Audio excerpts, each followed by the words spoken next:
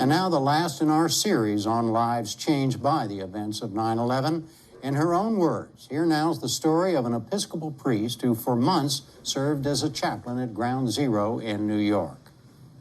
He preached the gospel and he loved Christ. And that's what we're asked to imitate after him in our own lives and in our own way. My name is Vincent. I'm an Episcopal priest for 23 years now. I live in White Plains, New York, which is 30 miles from Ground Zero. Gracious God, we ask your blessing on all. In White Plains, I'm the rector of Grace Episcopal Church and the president of the Grace Church Community Center. The evening of September 12th, I received a phone call at about 11 p.m., and it was a woman, and she just kept telling me over and over again that her husband was dead, and would I help her? And that was how I got my introduction to Ground Zero. I wound up going down there within the first week of the attack and helped her and some other widows whose husbands had died in the North Tower. I was probably on site 25 times. I wrote in my journal that I wondered if the experience would always leave me aching, and I wrote that almost a year after the attacks and several months after my last visit to Ground Zero. And I have to say now, almost 5 years later, it still haunts me in some ways. There are haunting elements of it.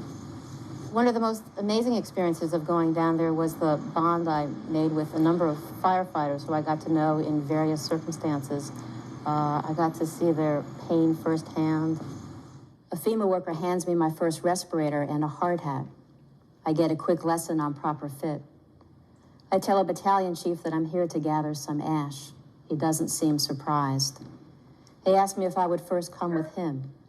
They are pulling some body parts out of the pile, and he would like me to bless them. There are civilians, he says. I am overwhelmed and appalled, but I shake my head yes. I'll follow him. I didn't think I would get close to the wreckage. I am splattered with mud, and I can taste the grit in the air. The stench is awful.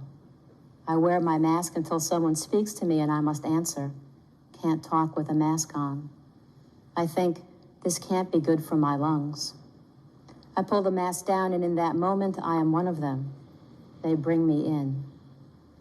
I have no prayer but, "O God," and the last phrase of the Hail Mary. Pray for us sinners now and at the hour of our death. I feel stripped of every comforting phrase, every bit of theology, and any sense of purpose except to be there. The being there makes me feel sick. Just hold your ground, I think. Don't vomit and don't turn away. It's my first inkling that I am a witness. That's my job. I never looked away. Like many of the firefighters and others that I met down there in those first weeks, if Osama bin Laden had been in front of me and I had a gun in my hand, I'm sure I would have pulled the trigger. But I've come a long way since that experience and that initial raw anger. I never know how to answer the question of how can there be a God if this thing can happen, if this kind of destruction and violence and hatred can be let loose in the world and in our city. All I can say is that from the experience of being there, it was apparent to me that there is a God, that people have hope. On 9/11, I was with a friend at the church. I knew I had to make communion bread, and I knew instinctively that we were going to need a lot of bread. And it turned out that week we did. And that communion bread became symbolic for my whole ministry at Ground Zero. I found myself finding ways, in various ways, to feed people. So I'd make peanut butter and jelly sandwiches that I would eat on the way down. I'd give to firefighters. I was bread. And in many ways, they became bread for me. And at the end of the experience, I can say that I was fed as well. I have some training as a still photographer. I did that as a young person before I went to seminary. And one of my first trips down to Ground Zero, I actually brought an old Nikon with me and had it stuffed in a bag. When I brought the camera to my face and pressed the shutter, it froze. And I knew in that moment that I wasn't there to be a photographer. I was going to be in the moment, in the place, with nothing between us. Later on, I took a few pictures because it became important to me.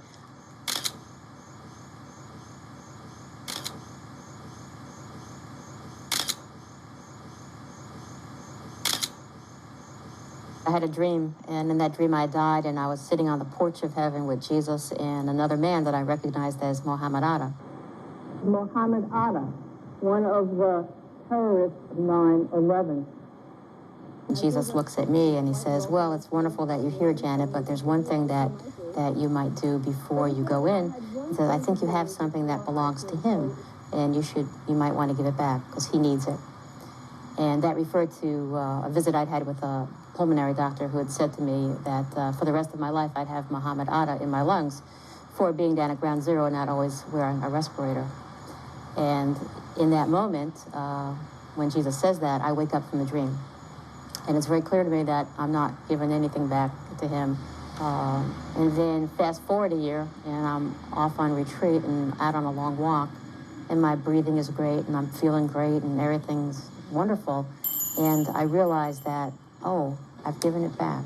That somewhere along the road, I don't know where, and it wasn't by any will of my own, I think, I gave it back to him. The theme of reconciliation is obviously, I guess, been a big one for me over these last 5 years. How do we bridge this chasm of hate between cultures and people? How do we bridge it in our own communities, in our own personal lives? We have to put down our need for revenge or hate, and that violence doesn't bring peace. We have an essential message to share with the world. Be not afraid. Don't be afraid to live your life. That's the Easter message. Don't lose hope, and rise up. Rise up. I think 9/11 has allowed me to make freer choices. Sometime in middle or late October, I'm going to be moving to Washington, D.C. I'm going to a new parish, St. Columbus. And I think before I go down there, I will make a visit to Ground Zero to say goodbye to that site, which has meant so much to me, and wish it well, and then to give it my last blessing.